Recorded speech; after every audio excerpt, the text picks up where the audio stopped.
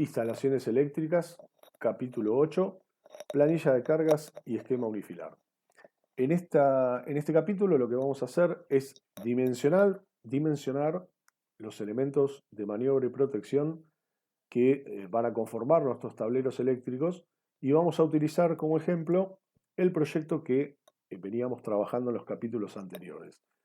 Este proyecto dibujado en planta había quedado así, más allá de la cartelería de conexionado, y en él podemos ver un circuito de iluminación de uso general, un circuito de iluminación de uso especial, dos circuitos de toma corriente de uso general y uno especial. Nosotros vamos a hacer una secuencia de cálculo, vamos a mostrar un camino paso a paso de cómo dimensionar nuestra instalación y fundamentalmente vamos a utilizar las fórmulas de física de la electricidad que mostramos al principio del capítulo 1, que dan fundamento al cálculo y dimensionamiento de nuestra instalación. Tenemos aquí el esquema unifilar general, digamos un esquema unifilar general.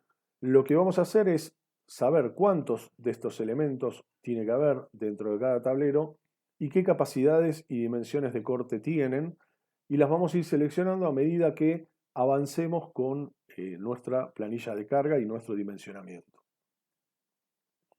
Por empezar, lo que hacemos es tomar los 5 circuitos que tenemos en nuestro proyecto y contar las bocas.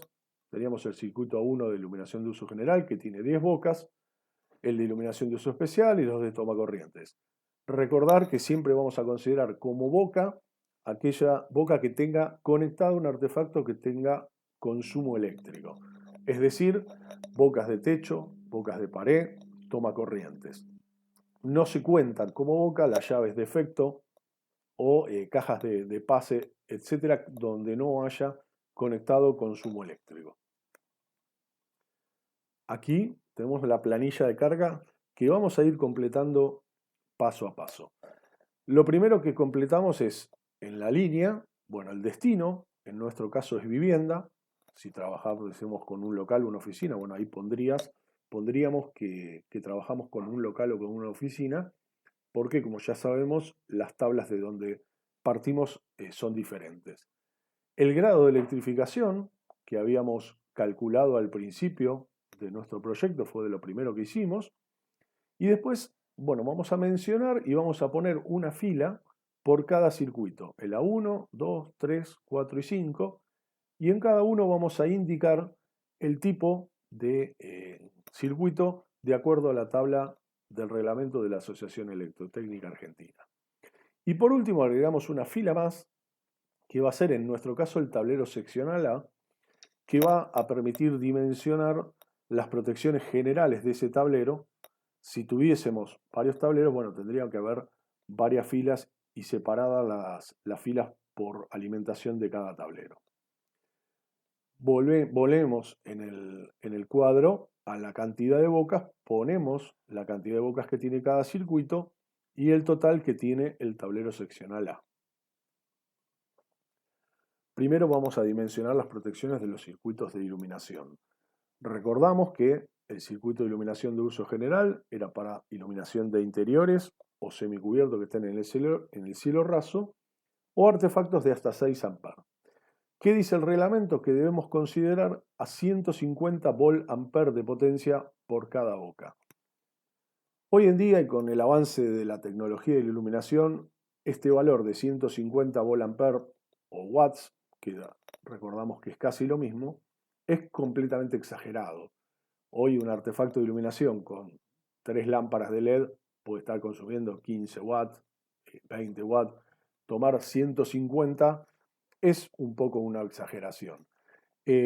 Como el reglamento es lo que nos pide como mínimo, nosotros vamos a respetar esto.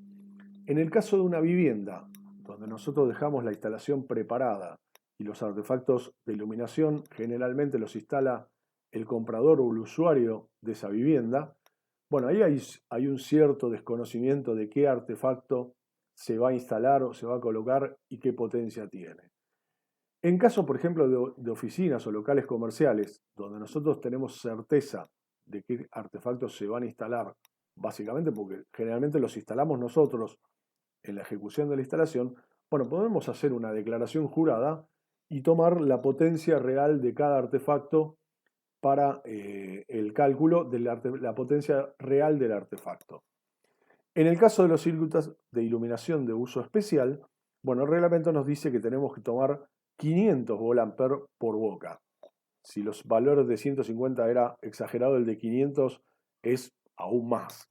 Hoy un reflector de LED con mucha potencia y mucho nivel de iluminación puede rondar los 100 watts tomándolo como un artefacto de mucha iluminación.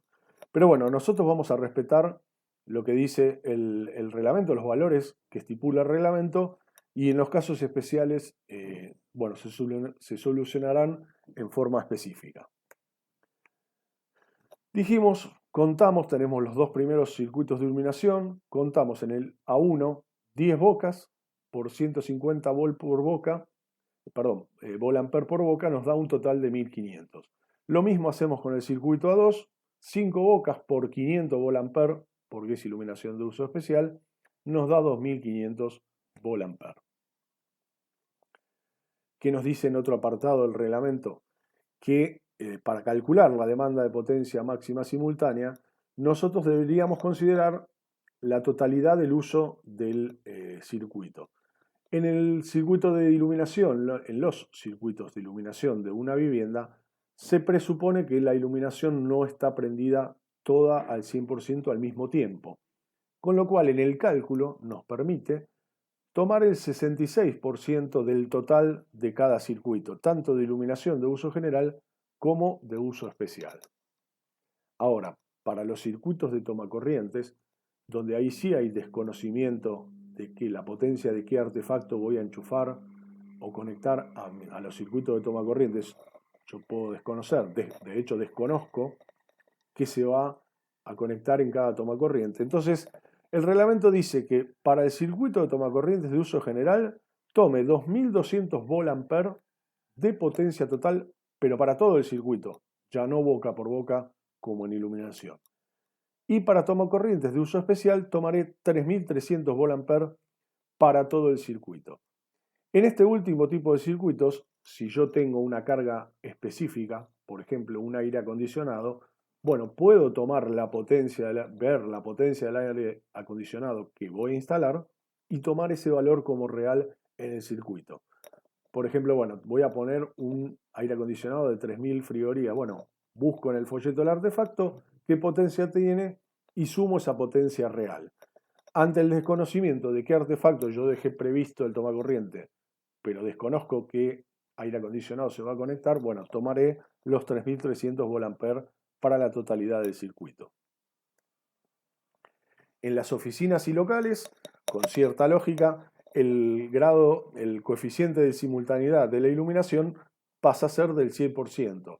¿Por qué? Porque un local o una oficina, cuando están funcionando, bueno, es muy probable que tengan el 100% de la iluminación encendida y no parcialmente como en el caso de una vivienda. Los valores para tomacorrientes de uso general y uso especial se mantienen los mismos. Bien, volvemos al circuito de iluminación. Teníamos 10 bocas por 150 volt-ampere por boca y acá lo multiplicamos por 0,66 o el 66%, que es el coeficiente de simultaneidad, lo cual nos da una demanda de potencia máxima simultánea de 990 volt-ampere. Hacemos lo mismo para el circuito 2 de iluminación de uso especial. 5 bocas por 500 volt-ampere por 0,66 me da una demanda de potencia máxima simultánea para ese circuito de 1650 volt-ampere. Una vez que calculamos la potencia simultánea de cada circuito, dividiendo ese valor por la tensión, obtenemos la intensidad de proyecto en ampere. Es la intensidad que nosotros consideramos va a tener ese proyecto, ese circuito, en uso a la máxima potencia esperable. Lo que hacemos a continuación, teniendo la intensidad de proyecto en ampere, ¿sí? Lo dividimos por la tensión y obtenemos la intensidad de proyecto. Esos valores que calculamos hasta ahora lo volcamos a la planilla cantidad de bocas, potencia parcial, la cantidad de bocas por la potencia de cada boca, el coeficiente de simultaneidad, la potencia total simultánea. La tensión para nosotros siempre va a ser de 220 volt. En este caso no trabajamos por ahora con instalaciones de fuerza motriz o trifásica. Y la intensidad de proyecto de cada uno de los circuitos. Continuamos con los circuitos de tomacorrientes. Como dijimos, tenemos circuitos de tomacorriente de uso general y tomacorrientes de uso especial. Vamos a tomar una potencia total del circuito de 2200 VA para uso general y de 3300 VA para uso especial.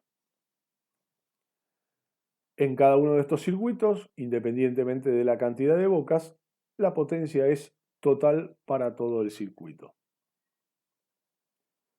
Pasamos estos valores a la tabla: cantidad de bocas, potencia total, coeficiente de simultaneidad, en los tomacorrientes siempre es 1, la potencia total simultánea, dividiendo por la tensión de 220 volt, obtenemos la intensidad de proyecto.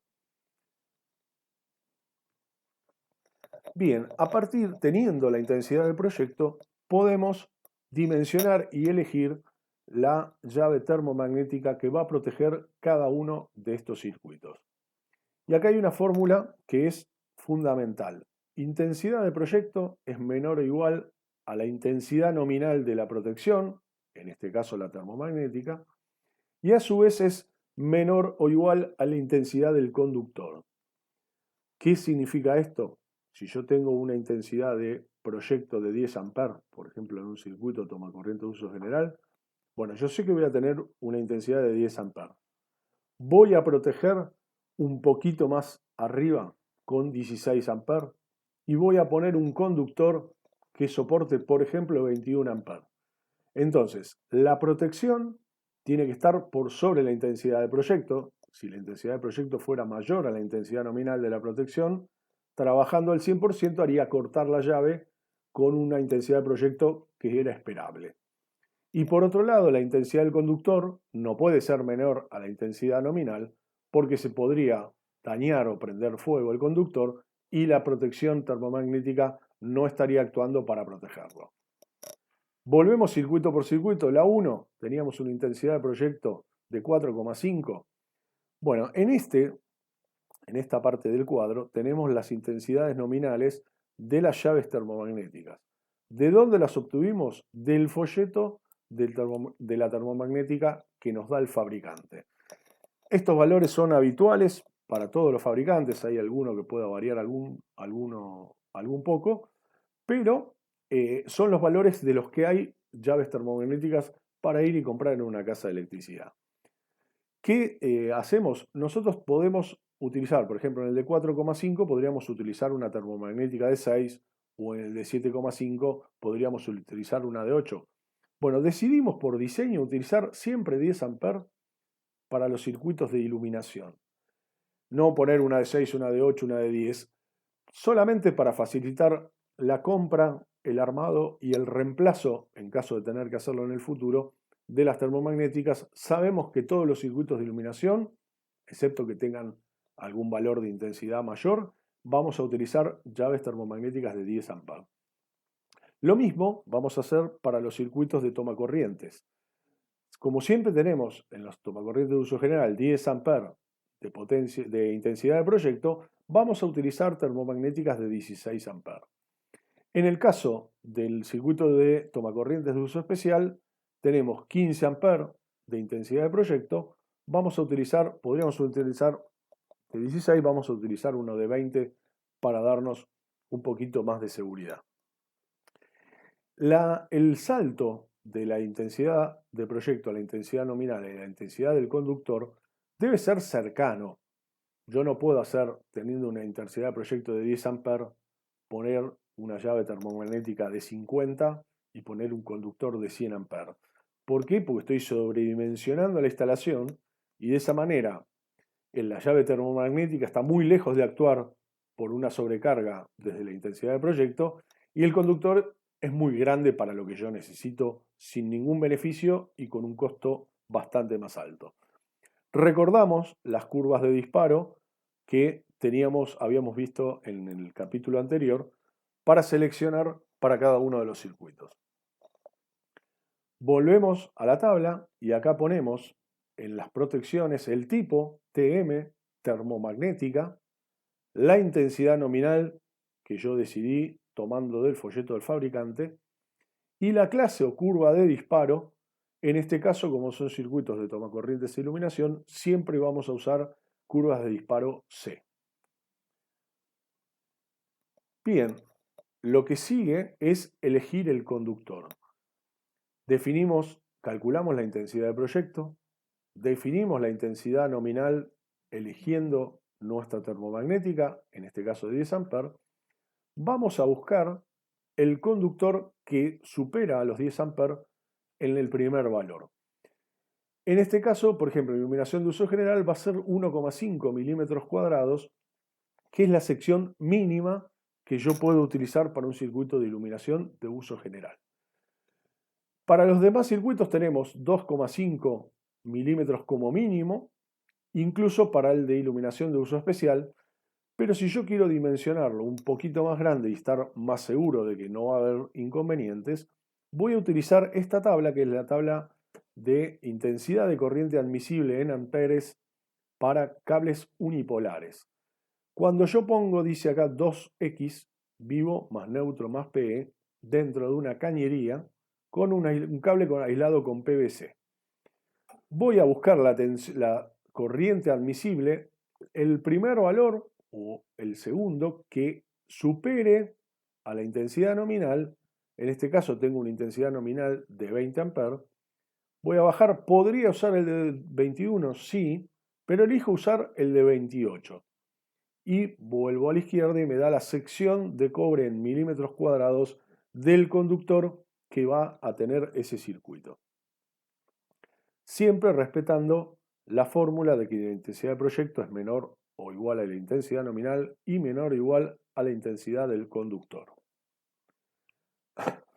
En las columnas de conductor voy a poner la intensidad máxima que puede admitir el conductor y la sección en milímetros cuadrados que tiene ese conductor, siempre respetando los mínimos que están en la tabla del reglamento de la EA.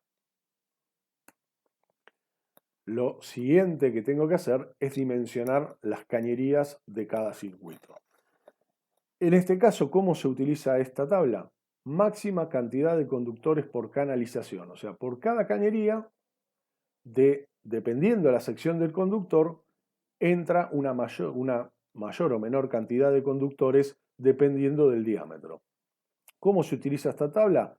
Entro por la sección del conductor, toma corriente de uso general, sección del conductor 2,5 milímetros cuadrados, bajo hasta obtener la cantidad de conductores que yo quiero instalar adentro de la cañería, voy hacia la izquierda y me va a decir que, por ejemplo, para un RS19, comercialmente el caño de 3/4, puedo poner hasta 4 conductores más PE. Y en un RL19 puedo poner hasta 5 conductores más PE. Con respecto a las cañerías de los circuitos, lo que nosotros hacemos es utilizar un diámetro de cañería para todos los circuitos y solamente vamos a recurrir a verificar en esta tabla en algunos casos que tenga demasiados conductores y quiera saber si los puedo alojar.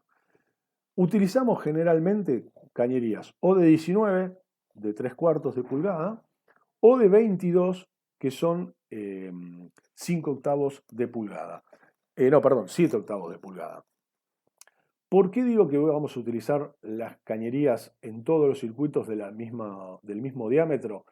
Para que nuestro plano de instalaciones eléctricas deje de ser un mapa, digamos. Pase a ser, bueno, yo pongo todos los circuitos de cañerías de 19 y si hay algún caso en especial que necesite una cañería de mayor diámetro, bueno, en algún tramo puedo cambiarlo.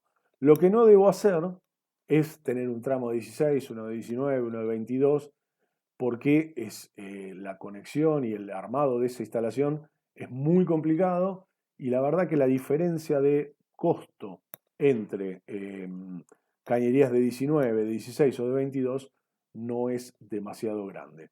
Los caños de 16 yo los dejaría de lado porque si yo el día de mañana tengo que hacer una reparación, un recableado, agregar algún conductor más para poner un efecto más, son muy pequeños y se complica volver a pasar una cinta pasacables habiendo conductores adentro.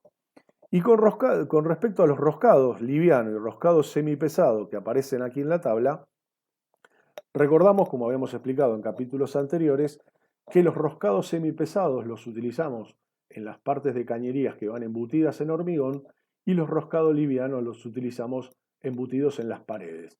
Como el diámetro exterior del caño es el mismo del semipesado y del liviano, se pueden conectar entre sí en los pases del hormigón. Por último, volvemos a poner en todos los casos cañerías de 19 y especificaremos en el plano si el tramo de cañería está en el hormigón, por ejemplo entre bocas de techo será roscado semipesado, y los que estén en las paredes, por ejemplo en los circuitos de tomacorrientes, serán roscados livianos. Para calcular la demanda de potencia máxima simultánea de todo el tablero, y en nuestro caso de toda la instalación, porque es el único tablero que tenemos, el reglamento nos da distintos coeficientes de simultaneidad aplicables a la totalidad de la instalación. Para electrificación mínima es 1, para media 0,9, para elevada 0,8 y para superior 0,7. Esta tabla es la misma tanto para viviendas como para oficinas y locales. ¿Cómo calculo la demanda de potencia máxima simultánea y el resto de los valores en el total de la carga del tablero? Bueno, la demanda de un tablero es la suma parcial de las potencias de todos los circuitos que estén dentro de ese tablero, ya sumado su coeficiente de simultaneidad individual, y lo multiplico por el grado de electrificación, por el coeficiente de simultaneidad que corresponde a nuestro grado de electrificación. Como estábamos trabajando con electrificación media, tomamos 0,9. Esto nos da un valor de 10.500 volt-ampere de potencia total o 10.53 kVA, que es lo mismo. Como mismo que hacíamos con los circuitos, dividimos la intensidad del proyecto por la tensión y obtenemos la intensidad del proyecto. Con la intensidad del proyecto, en este caso vamos a dimensionar dos elementos: la termomagnética, que va a estar en el tablero principal, y el disyuntor diferencial, que va a haber uno en el tablero seccional y uno en el tablero principal. El valor tiene que ser el siguiente que esté en los folletos tanto de termomagnéticas como de disyuntores diferenciales. Para la termomagnética va a alcanzar con utilizar una termomagnética de 2 por 50 amperes, y para el disyuntor, como hay menos capacidades disponibles, vamos a elegir el de 2 por 63 amperes, que es el primero que supera el valor de intensidad de proyecto. Una vez hecho esto, vamos ahora sí a la tabla de conductores, buscamos el primer valor que supere los 63 amperes y vamos a encontrar que hay una intensidad de conductor de 66 amperes para un conductor de 16 milímetros cuadrados, y le ponemos el 2 porque tenemos dos conductores, vivo y neutro, de esa sección. Por último, en la tabla de cañerías, vamos a ingresar por el valor de 16 milímetros cuadrados, vamos a buscar dos conductores más protección eléctrica, y yendo a la izquierda nos dice que vamos a utilizar una cañería RL25, siendo que la cañería que va desde la caja de toma y hasta el tablero seccional va por las paredes, usamos una cañería de roscado liviano. Completamos los valores en la tabla: la potencia total sumada a todas las potencias simultáneas de los circuitos, coeficiente de simultaneidad, demanda de potencia máxima simultánea. Este valor deberíamos utilizarlo para verificar no haber salido de la grado de electrificación media. Dividido la tensión de 220 volts nos da una intensidad de proyecto de 47,86. Usamos una termomagnética de 50, un disyuntor de 63, Acá le cambiamos la clase o la curva de disparo a D. Habíamos dicho que teníamos protecciones sucesivas o escalonadas. Con la C en cada circuito vamos a utilizar una D para la llave general. Y el disyuntor será de 30 mA de corte, que es el habitual para los circuitos de tomacorrientes y de iluminación. Conductor de 16 milímetros cuadrados, que soporta una intensidad de 66 A. Cañería de 25 milímetros de diámetro. Todos estos valores que tenemos en la tabla los vamos a pasar a nuestro esquema unifilar. Vamos a empezar por debajo. Circuito 1 tiene una termomagnética de 2, o sea que es bipolar, corta vivo y neutro, por 10 A y una curva de disparo C. El circuito A2 de iluminación de uso especial tendrá también una termomagnética de 2 por 10 A curva C. Los A3 y A4 vamos a utilizar termomagnéticas bipolares de 2 vivo y neutro por 16 A curva C. Y por último el circuito A5, que era el de iluminación de uso especial, utilizamos o dimensionamos una termomagnética de 2 por 20 A curva C. El disyuntor diferencial que elegimos como llave general del tablero seccional es de 2 por 63 A, 30 mA de capacidad de corte. Si vamos arriba, la línea seccional, que va desde el tablero principal hasta el tablero seccional, tiene dos conductores de 16 milímetros cuadrados más el cable de protección eléctrica, instalados dentro de una cañería RL2523, puede decir solamente RL25.